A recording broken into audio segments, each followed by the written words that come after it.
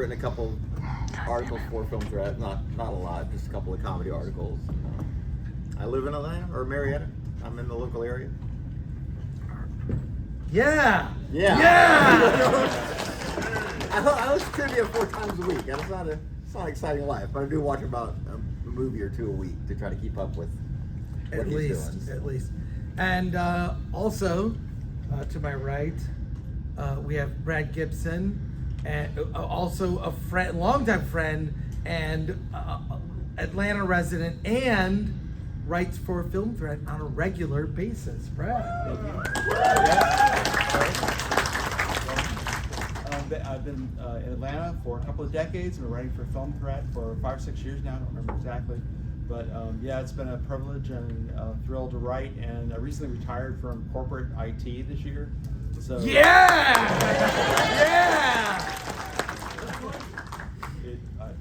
I'm so happy about that. And plenty of time for movies and for reviews now. So I'm even more happy because of that. So thanks for coming. And we also have Bobby Lepire, who's a longtime writer for Film Threat. We met here. We met at this con years ago. I don't know, what year was that? 2017. 2017. I said, he was such a nerd. He sits next to me. We're talking movies forever. I said, you should write for Film Threat. You're the perfect person to write for Film Threat. And he's one of our most prolific writers.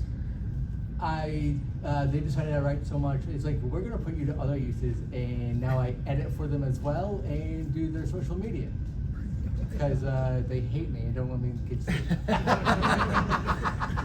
Well, I'm real happy because to have these guys here to talk about horror films.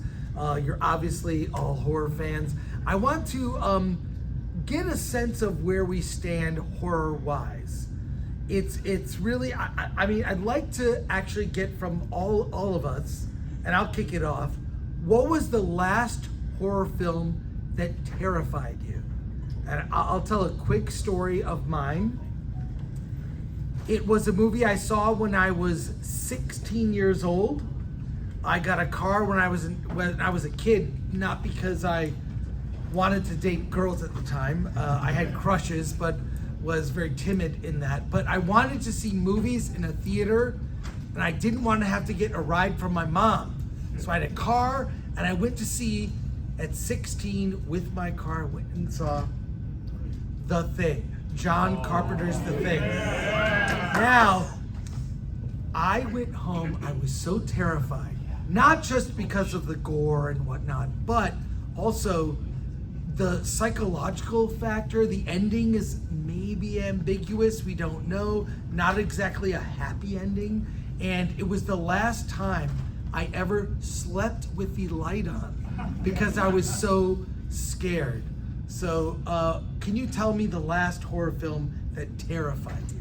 I think the one that really got to me was the La Fontera, which is one of the little kind of indie theaters in town. The first 2 weeks the Blair Witch was out, Blair Witch Project, and before it went mass. And it was so packed, and I was in the very back corner of the theater, and those last like 3 minutes, if someone had grabbed my shoulder, I'd have jumped 5 feet because I was so wrapped up into it. And after it was over, I was like, okay, that's not too bad. And then that night at home, like, it's just quiet, and you see the woods outside, and I don't feel good. and that's the last thing I can remember that had like and I told a buddy of mine, because I was in the wrestling business at the time, another wrestler, he was like, you're camping all the time. And then the next time he went camping after he'd seen it, he was like, I couldn't sleep. He just said just something about out in the woods and that visceral feel, and like my heart was in my throat. And I've seen movies since then that I've just been like, oh, that's interesting, or that's different. But that was the last one that I can really think of that had a lingering kind of effect. Brad. So I can tell a couple of stories around movies that terrify me. I grew up in the Baptist church. My father was a Baptist preacher. I got better, but I thought I had shaken that off, put it behind me when I was a young adult. On a goof, I went to a midnight movie to see The Exorcist with a friend and learned that I had not, in fact, shaken it off. That movie scared the crap out of me. But then, that's not the one I want to talk about. Years later, I saw a film by John Carpenter called The Prince of Darkness. Yes! To this day, that movie scares the crap out of me, and I highly recommend it. Bobby. In terms of the latest one that scared me or terrified me, it's a really new release that I reviewed for Film Threat. Shadows of Bigfoot by Brandon Rudnicki. Is that his last name? I forget off the top of my head. It's a found footage movie in which the people aren't looking for Bigfoot. They're trying to do something else in the woods, and they're just being followed by these weird shenanigans. And the sense of dread for these characters throughout the movie is palpable throughout. It made me believe found footage isn't dead, because I haven't seen a good one in a while. Cool. Well, is it, so it's not out yet? It's not, or is coming? It's on Tubi. It's on Tubi. There you go, it's out now. God, I love Tubi. Seriously, I use an app called Just Watch.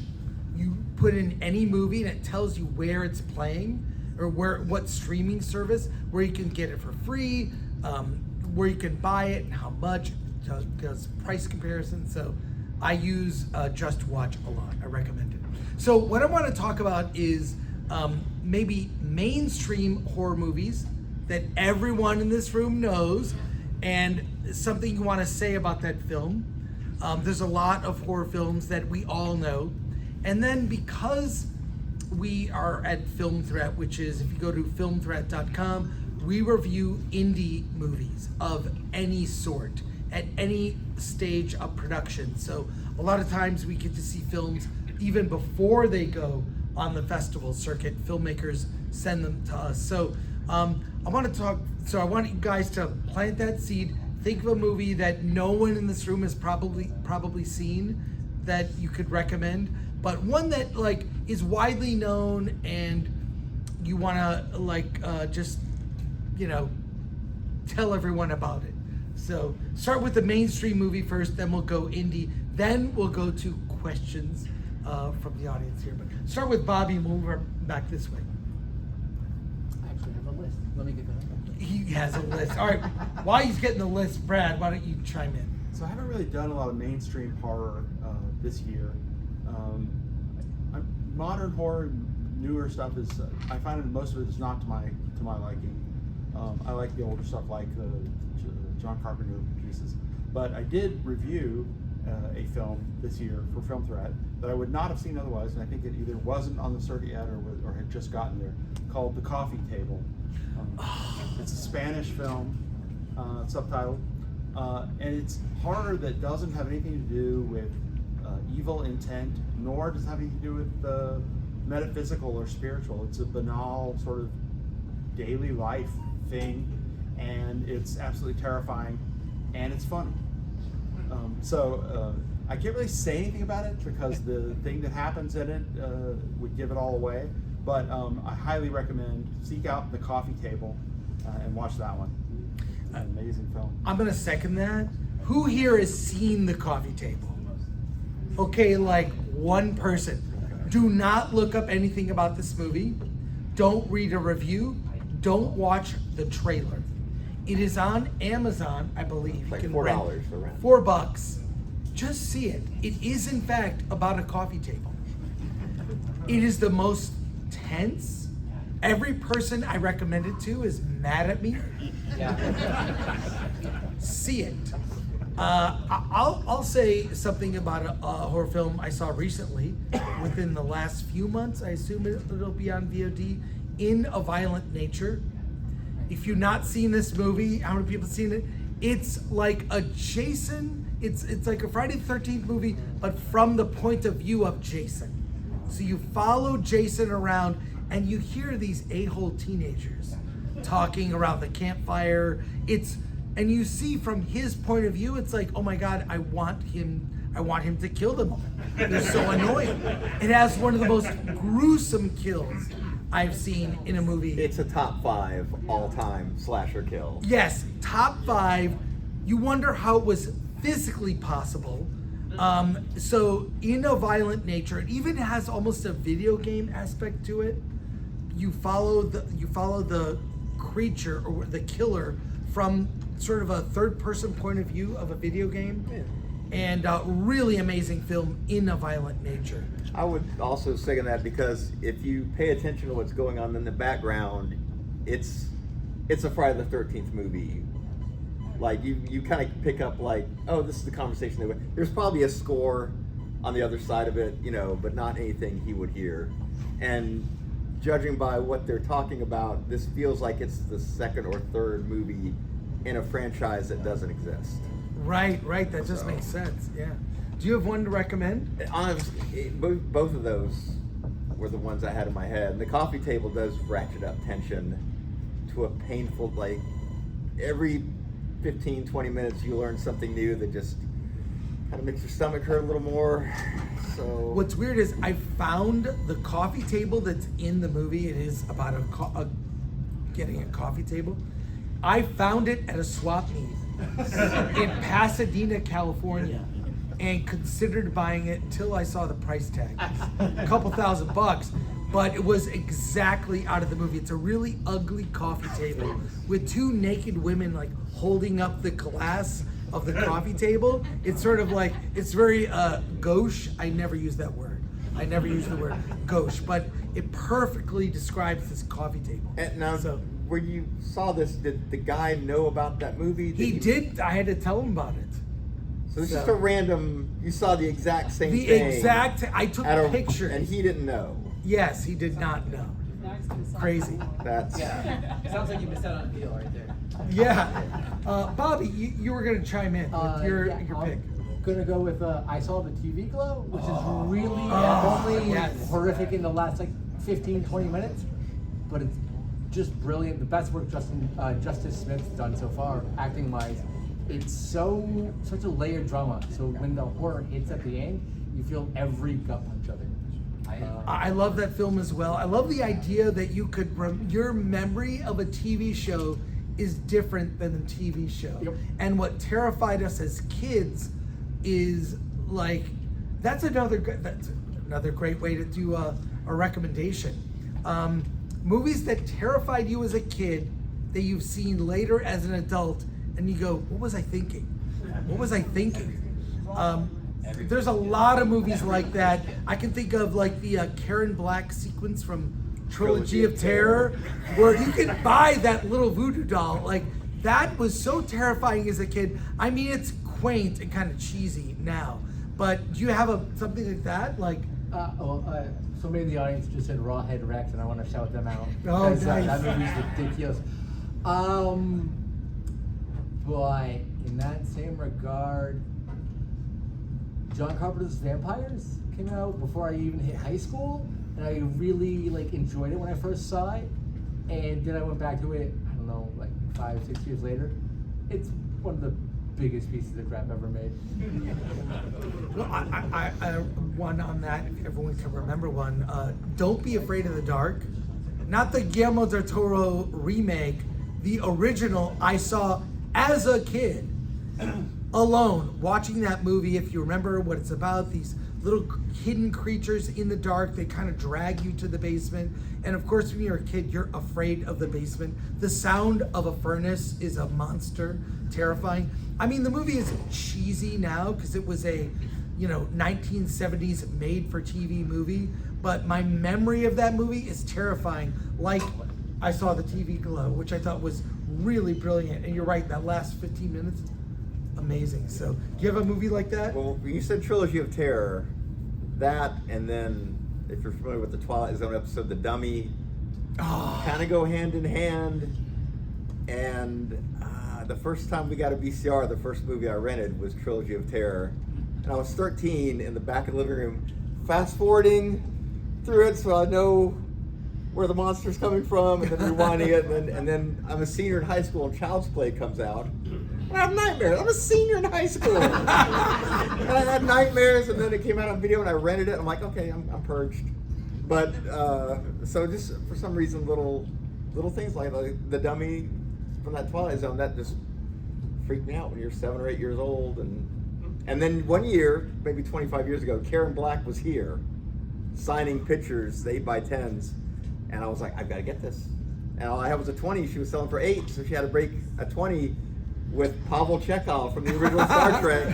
And I'm like, this is a moment I would never predict would happen in my life, that she would break a 20 from Chekhov so I could get this picture. So, but my family got a big kick out of it. And I found that movie on DVD at a swap meet like 2 months ago. Oh, wow. Brad, do you have a movie you saw as a kid that... I did. I wasn't exactly a kid, but a young adult, maybe older teen. I saw the first Hellraiser film with Clive Barker, and it scared me pretty bad when I first saw it. But as the years went by, I watched it and watched it and watched it. Now it's become like one of those comfort food movies. It comes on and you have to watch it because it's on. And then one year, Doug Bradley actually came to DragonCon. I met him.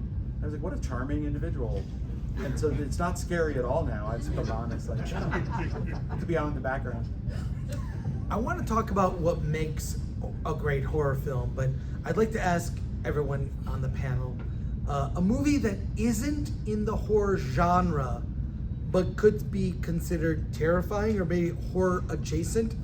I'll give you an example. I actually think that all of Quentin Tarantino's movies are monster movies.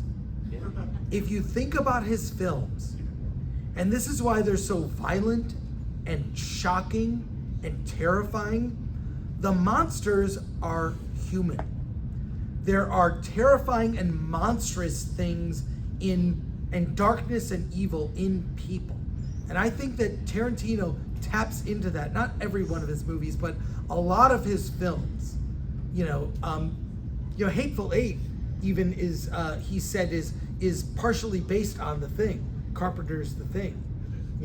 That sense of paranoia. Are you who you say you are? So, and Tarantino is a fan of the horror genre. He's just never made an outright horror film. I mean, like his films, like Grindhouse, yeah. But so I like movies like that, and I'll put one out as another example. Strange Darling. Has anyone seen that yet? Okay. Wow. Yes. Don't give it away. Again, like the coffee table, the less you know, the better. It's not horror film directly. You wouldn't necessarily put it on the shelf in horror. But next to the shelf, yes. It does involve a serial killer, and it tells you that up front. But I love that film.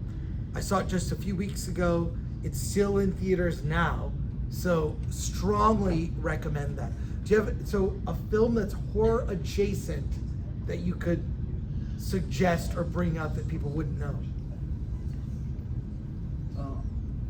I would say the newer film with Kristen Stewart called Love Lies Bleeding.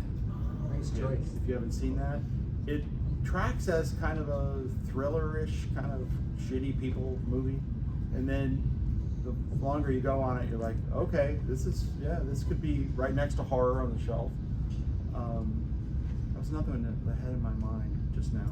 I can't think of it. Bobby, anything?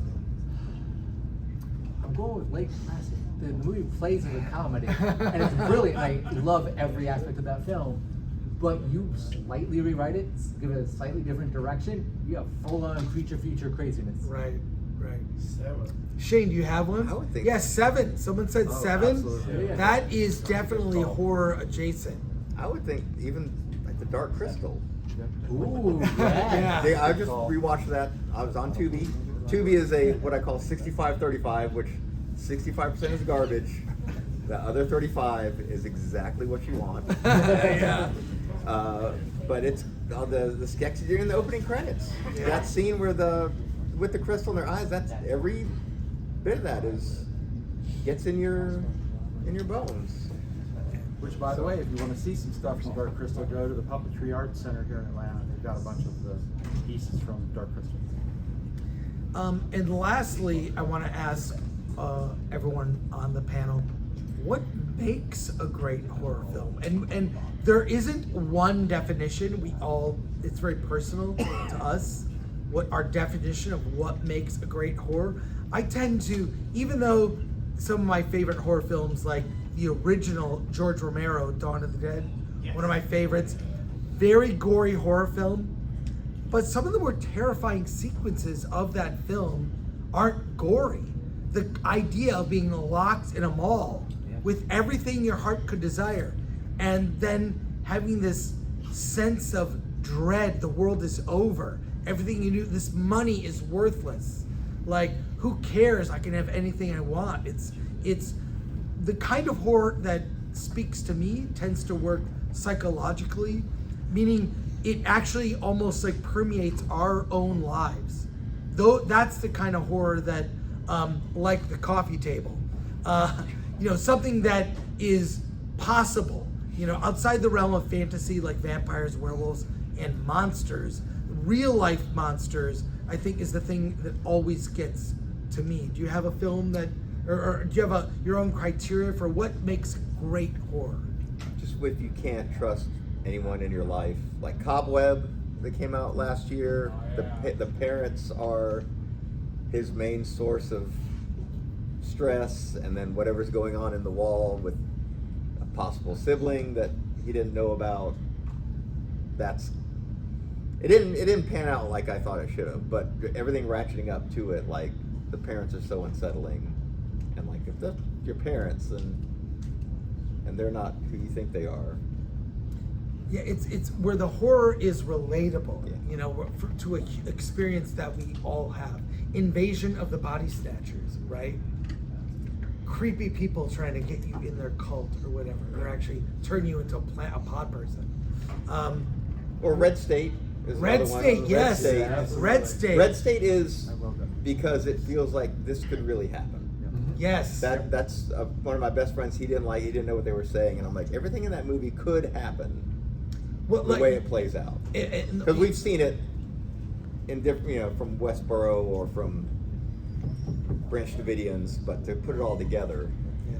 Red State, that when the siren goes off, I lost it. And the last So 5 good. minutes is the best I've ever seen John Goodman, Yeah. when he's being the FBI interrogation at the end. Yeah. For me, it's hope in a horror film. If everybody's gonna die and you're going out in a blaze of glory, that's one kind of fun. But if there's a very small chance that they'll get out and everything will be normal again, that is terrifying.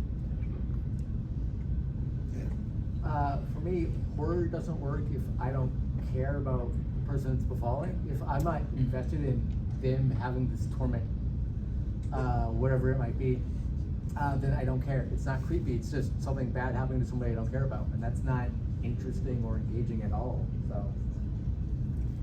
Yeah. Well, if you need a body count, those characters are great. Well, To you just need kill the off father, people but it you should be don't the care main about. characters. Right. Questions from our audience. Anyone like to ask a question? We'll get, right here. I'm not sure if you guys would know this because, as you said, you're four white guys. But have you seen any horror that you would say revolves around Judaism? I'm Jewish, and I've never seen like a horror movie that revolves around Judaism. Yes, and also, by the way, some fun fact that I learned is, demographically speaking, if you break horror down, there are more female fans of horror than male fans. Oddly enough, and I heard this from a director of horror who's written a bunch of horror films. There is a Jewish horror film. The Vigil. What's it? The Vigil. Yes, The Vigil. That's That's the one that. It's well, go ahead. someone who's kind of lost his faith is paid by a rabbi to stay with the body overnight. Oh, that's so funny because my dad has actually done that. He It's- had to stay with the body overnight. Then you need to see The Vigil. It's that's- a horror film. that's- It's a horror film just based on that aspect. Yeah, that's oh my the whole God. premise of The Vigil. So, But I would say more than any other religion, Yeah. Christianity being involved in horror. I saw the latest Omen movie, Yeah. which was kind of a prequel. I didn't hate it. I didn't think it was bad, but it really, and it does fit. I like that it was set in its era. I thought it really worked, but you could do a whole series of panels on Christian horror. I don't know why that comes up, and there aren't more Jewish horror films or Muslim horror films or whatever. I mean, I don't know. I think we get too, dividing things into categories. But for some reason, like I saw The Omen as a kid, and what terrified me is all the quotes from the Bible are in the Bible. Like it's like that's what made me think, oh my God, it's real, right? Like, or it could be real, or this could happen. So I And don't I know think if you the have video's on Hulu. I think it's on there. Yeah. Any comments? For me, I've gotten to the point where at this stage of my life, Holocaust films kind of hit me like horror. Like it's harder and harder to watch them now. For straight up horror, based around the Jewish faith to some degree, there's Jerusalem's I Fall. watched that. We watched that. Found footage film. Then there's the Golem from 1925, which is part of the Lost trilogy there, and the only one that survived, which I think is the second one, I forget. And then they did a pseudo remake of it in 2016, I think it was. Is it specifically about the Golem of Prague or just golems in general? The 1925 one is specifically about that. Then Yeah. the remake is about somebody creating the golem to help protect their village, and then it keeps going. Yeah. They can't stop it. I don't remember the name of the village though, so I can't answer that unfortunately. But I really liked the remake. Yeah. If you haven't seen it, it was really interesting. I just think what you brought up is really interesting because there's not a lot of Jewish people in Hollywood making movies. So it surprises me that there aren't more Jewish themed horror films. I wonder why they're not. Westin is kind of a horror film. Well, yeah, exactly. It may be, just from my personal Jewish point of view, we've kind of experienced a lot of bad things in reality, so we might sort of, in general, stray away from being like, we need more bad things going on with Jewish people, so that might just be what it is. Yeah. Question right here on this side. Well, it was actually a comment. There's also the 2012 film, The Possession, which centers around Orthodox Judaism in a different box. The Possession 2012 horror film. Look that up. Okay, more questions from people right there, sir. As far as recent horror, I watched Long Legs. I was a little disappointed in it. Everybody built it up as the new greatest film of all time, and it was okay. But I don't know if you got a chance to see Blink Twice yet, which I thought was phenomenal. Yeah, I thought it was, if they had played it as straight up horror, yes. The third act kind of lost it for me, but it's like, to cut to the chase, it's like Epstein Island as a thriller horror. I mean, seriously, which is sad to say, but yeah, there's that. And Long Legs, I agree with you. I thought it had an amazing tone. And the third act, that's where most films go off the rails, is Act 3 there. It's hard to, yeah. What's your opinion about Alien and Aliens? You consider one horror? Oh, right. Well, look, one's horror, one's action.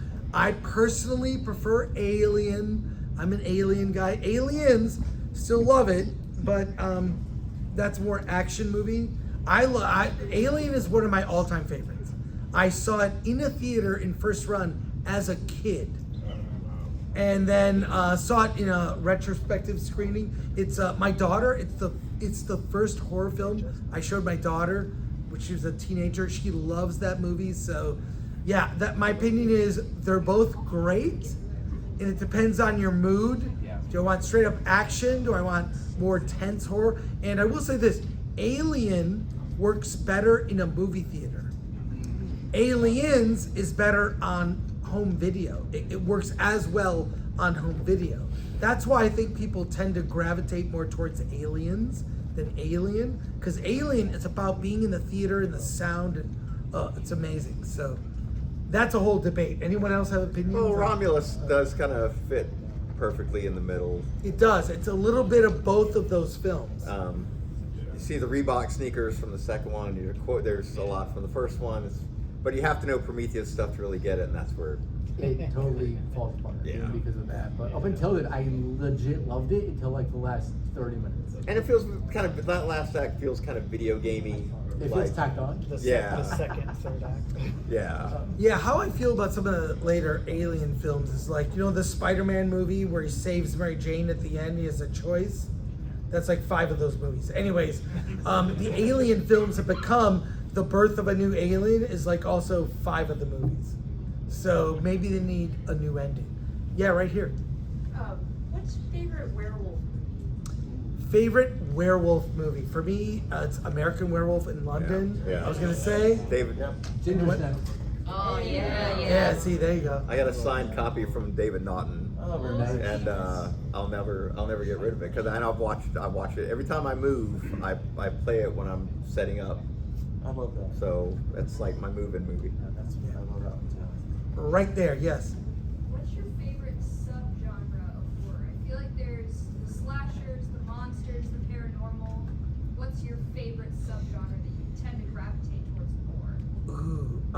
I don't know if I gravitate towards it, but a subgenre I love is body horror, like Cronenberg's The Fly. There's so many good because it's, body horror just does it for me, and Cronenberg is a master.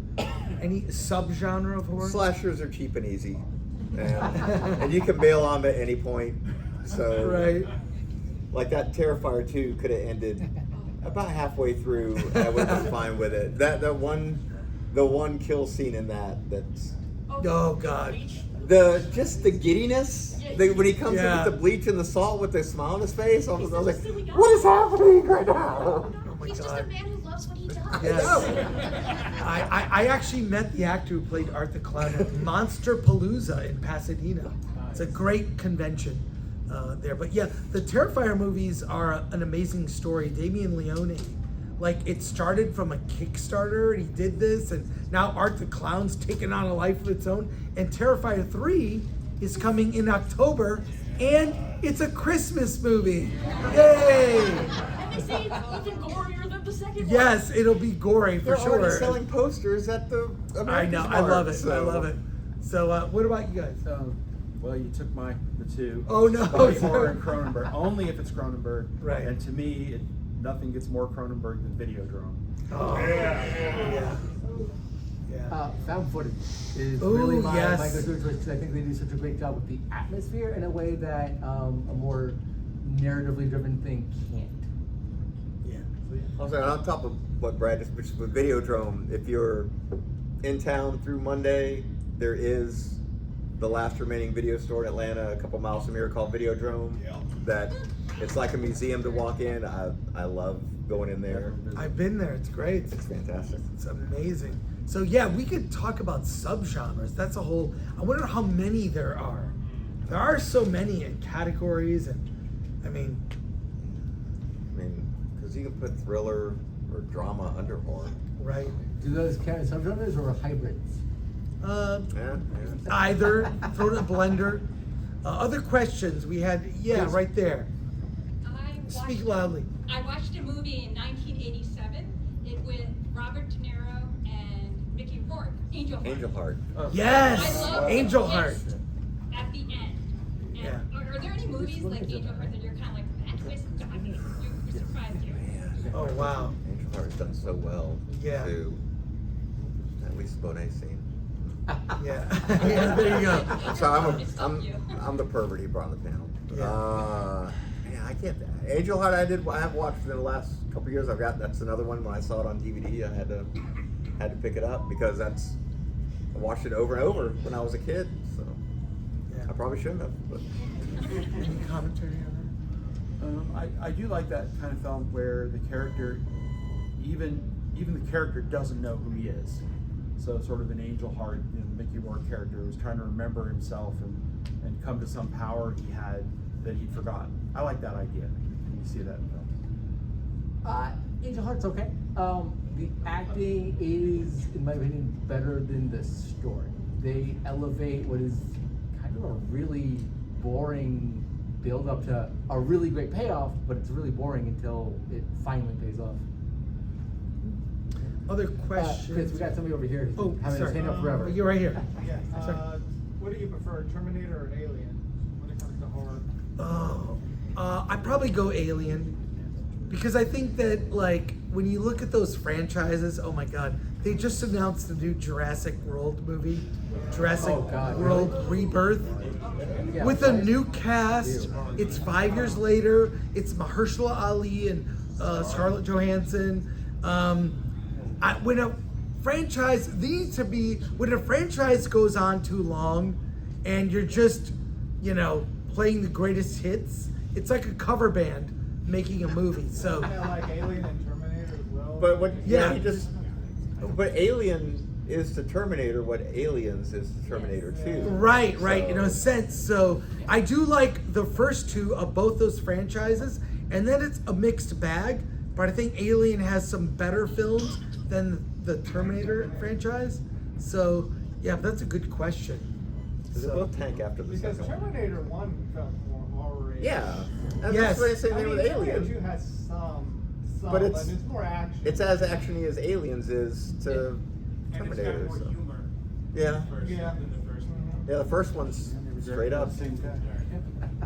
I just think some of these things, they get so lazy. You got Aliens, Terminators. Wait, Terminator 2.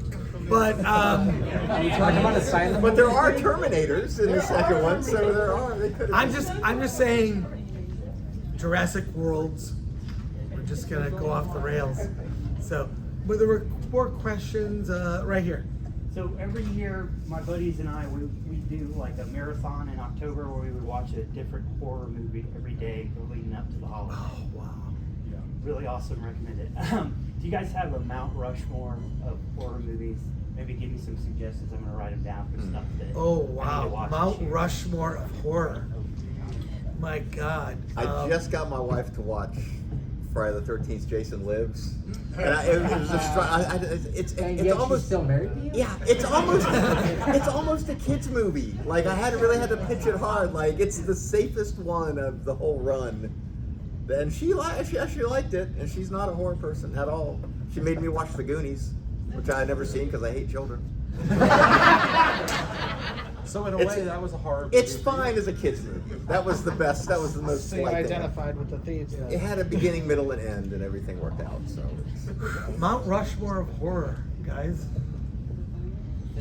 John Carpenter's trilogy. Yeah, I mean, Anything John Carpenter. anything John Carpenter. They live. They live. So yeah. I can't believe they haven't remade They Live, and I'm glad they did. They haven't. But I love that film survives. Like recently, X, Pearl, and The Witch. Yeah. In the last decade are the best ones. I was a little disappointed with Maxine, just because they tried to do too much to it. Even though Ty West has kind of become my favorite director. Yeah. All right, I got one for you. It's a holiday film. If you haven't seen it, arguably horror, arguably in that adjacent. It's called Rare Exports. Definitely watch Rare Exports. Find out where the mall Santas come from. I like terrible movies. So going off of that, Santa's Slay, S-L-A-Y, with Bill Goldberg is terrible, but so entertaining. And Bill Goldberg's Jewish.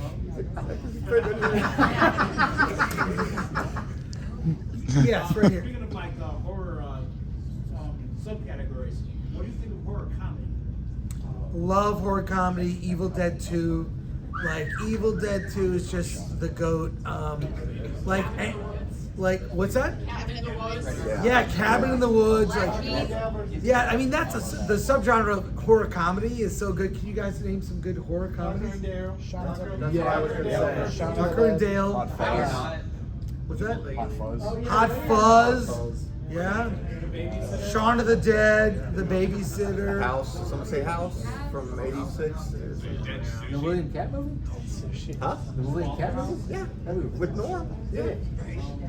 Want to make sure we're talking about that one and not the weird Japanese Ernest No. Goes to Camp. Any Ernest movie is a horror comedy. As long as the threat is real, It works. then it works. Yeah. If you can't buy the threat, you can't buy the movie. But you can. I would also throw a but the Bad jokes Milo in there. break the tension You if the guys threat haven't is seen real. that? Yeah, yeah. Oh, question right there. Yes. Okay, just two quick things in my question.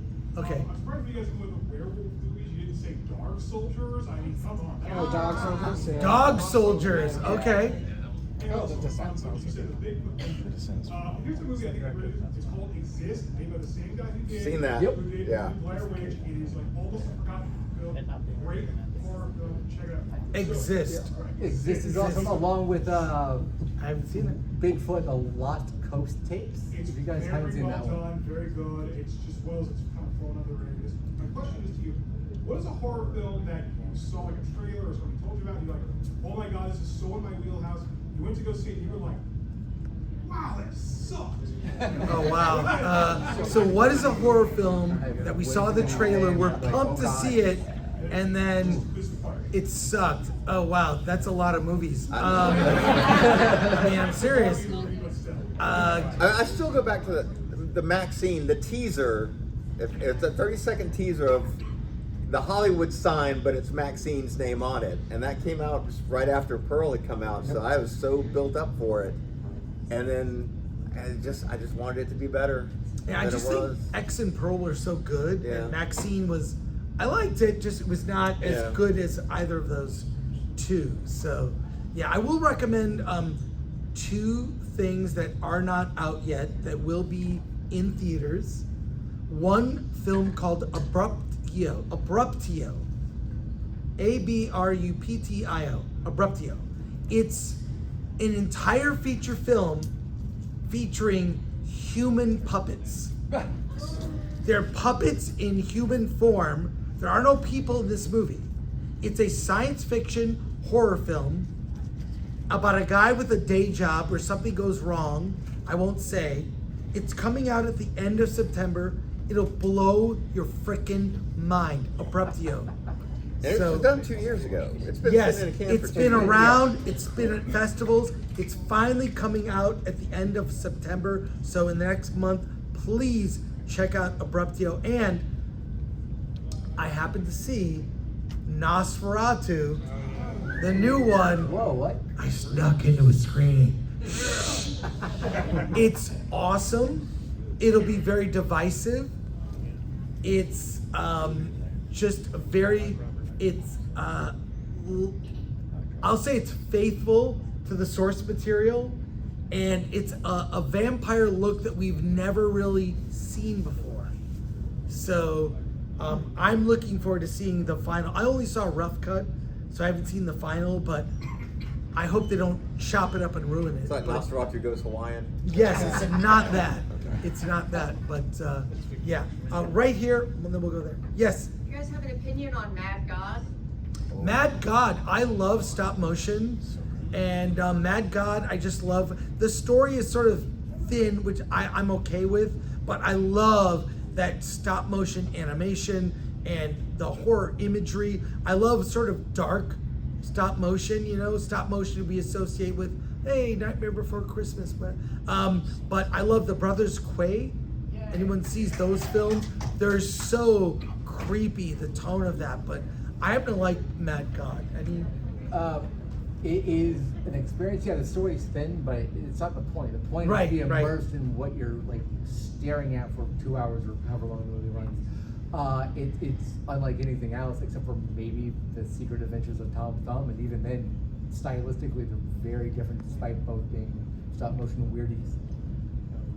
Anything? Haven't seen that. Haven't you got? No, okay. Oh, I think I don't know how our time is. Got 10 minutes. 10 minutes? Oh, great. Okay, cool. Yeah, right there. Yes. So I know you said, was it you who said that Shadows of Bigfoot kind of reinvigorated a love for found footage?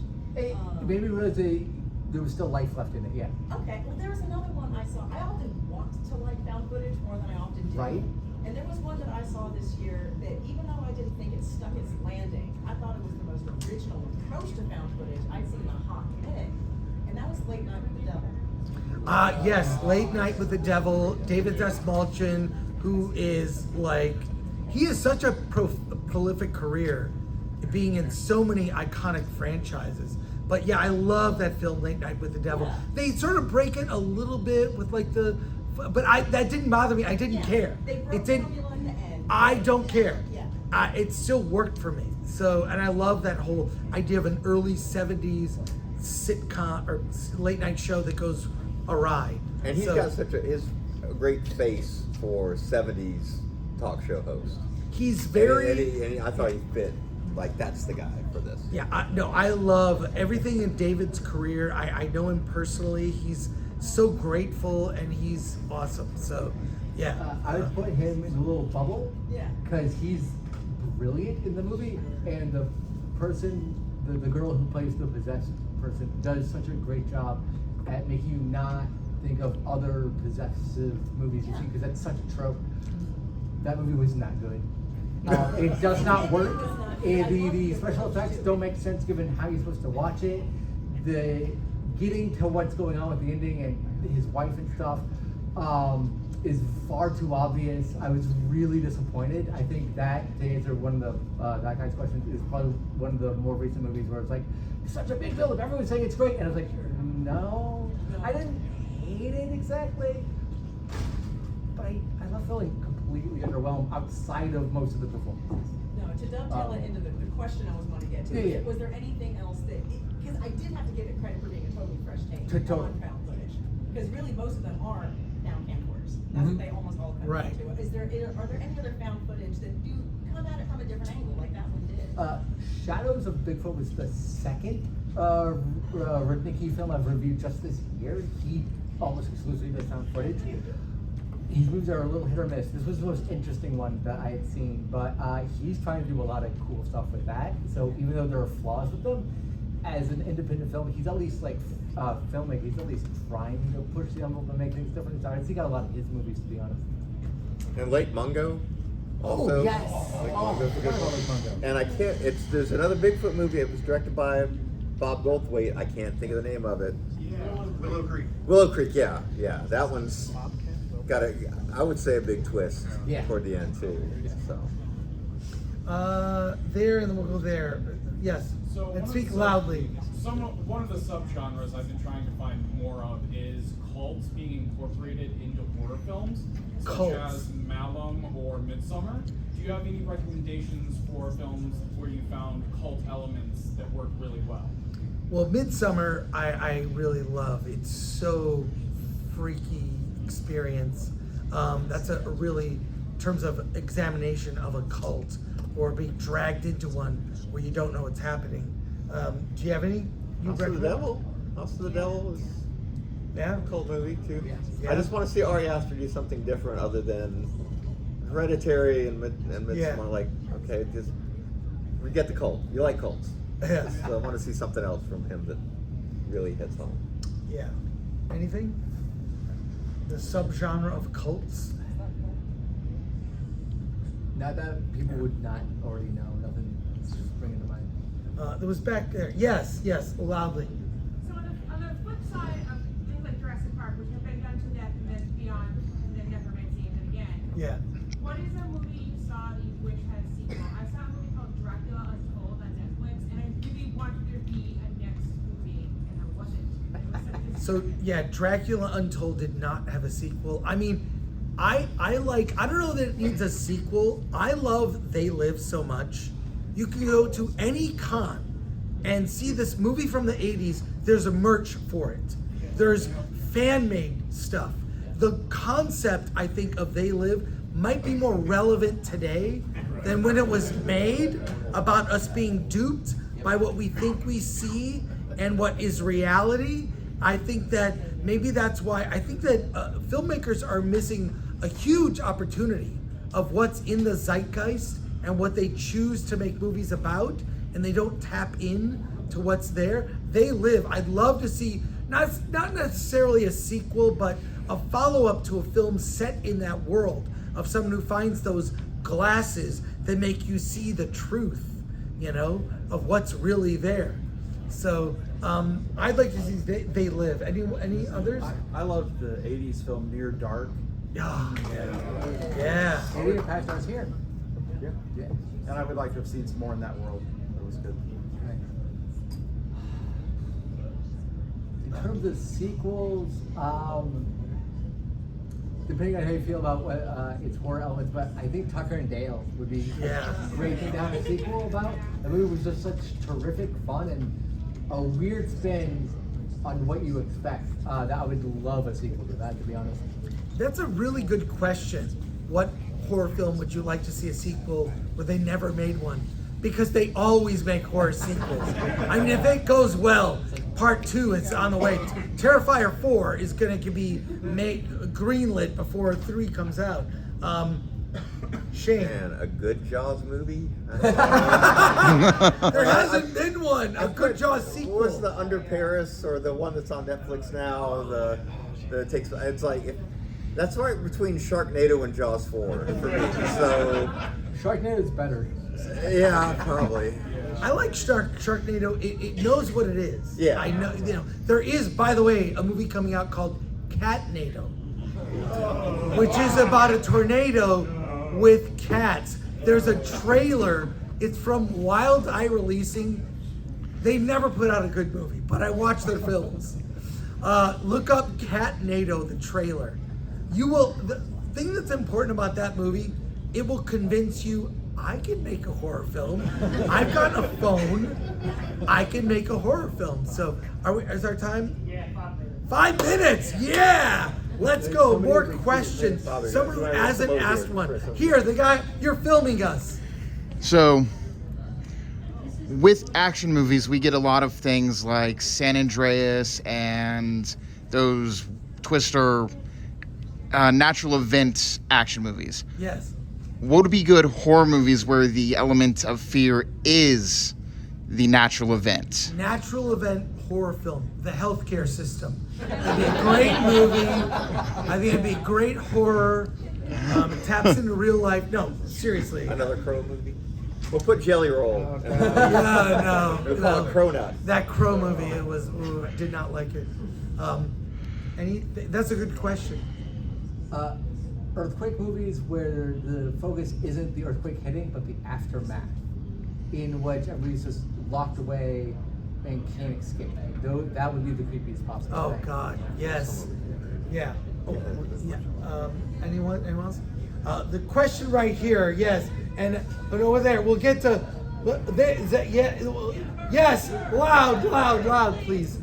Okay, so like I've been really into like Asian horror. So. Like, do you have any good recommendations? Because I don't know why. Asian horror always does better tensions, like psychological trauma. You know what I mean? Well, okay, so Asian horror film recommendations. She says that they're really good at psychological horror. Yeah. There's an anthology on Netflix called Rock and Roll Extreme, I think, and it's from the Philippines.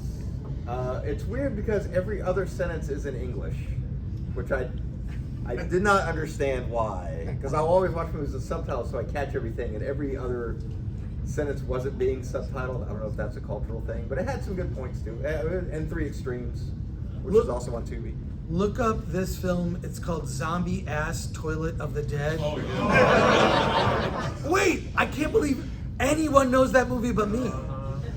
Look up the trailer and then see if you want to go further and actually seek out the movie. So you guys know about that. I thought I was the only one. And for that, One Cut of the Dead.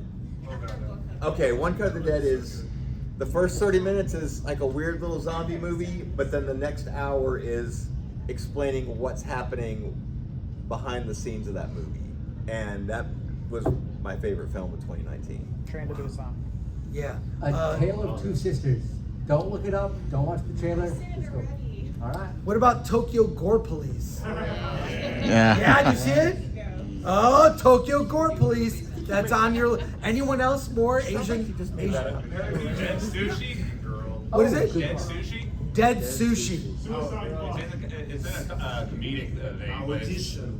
What is it? Awadishu. Awadishu. Bless you. All right, others? Anyone? What's that? Eczema. Eczema is horror. That's body horror. That's body horror, I think. Chris had a question over here. Oh yes, right here. Question. One movie for me that's always been a gut punch, but for me it's on my Mount Rushmore is the original version of Martyrs. What's one of your gut punches? Original? What was it? Martyrs. Oh, I'm not familiar. I'm not familiar with it. For me, it's French horror. Oh. I'd say the mist at the end is a gut punch. To me, the biggest gut punch. I saw this movie as a kid on TV. Slept with the light on. The original 1968 Night of the Living Dead with Dwayne Jones. He's the smartest guy in the room. He survives to the end, only to be mistaken for a zombie and killed. That movie, as a kid, I love that film so much. I bought a Super 8 projector and I got it as a feature-length film on Super 8 and screened it for people in the neighborhood. Didn't realize the uncut version has nudity. It's kind of crazy, but that George Romero movie, it spawned the zombie movie franchise, just genre, and it created the rules, which varied as it went, but as always, shoot the zombie in the head. Like the 1968 black and white, I just love it. It's a perfect film for me in horror. What else? How much time? We're out. We're out of time. We got to end it there. Thank you so much. I love DragonCon. I love it. I want to thank Shane, Bradley, Bobby. I want to thank all of you. Thank you so much. We're having a film threat meetup in the bar. So thank you, DragonCon. I love you all. Yeah.